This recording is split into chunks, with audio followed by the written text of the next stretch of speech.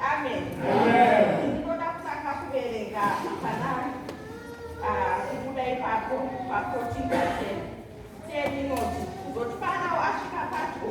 vaIsraeri vakatarira ndokuona kuti havo vaitipita vaitotevera vakatya zvikuru.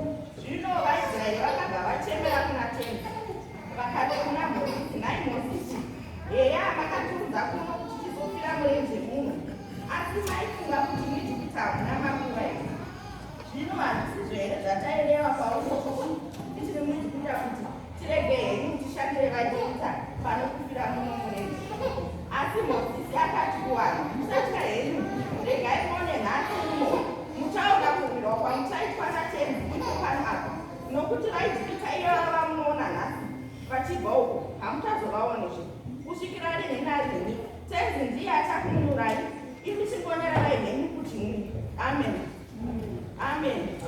Ndinoziva mukati moupenyu hwatinorarama takangofanana nevana veIsraeri vari kuramba vari mukati meIjipita.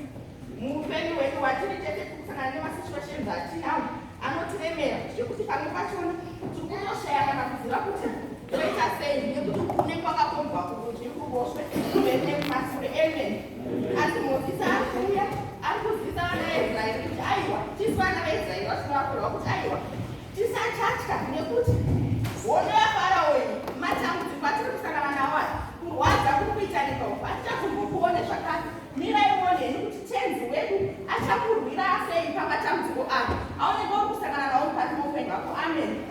Apa vana veIsraeri vaikurudzirwa kuti musatye, but tarisanai nekwamurikuita sei nekwamuri kuenda, nekuti ushe hwaMwari hwakuuya kuzoonekwa.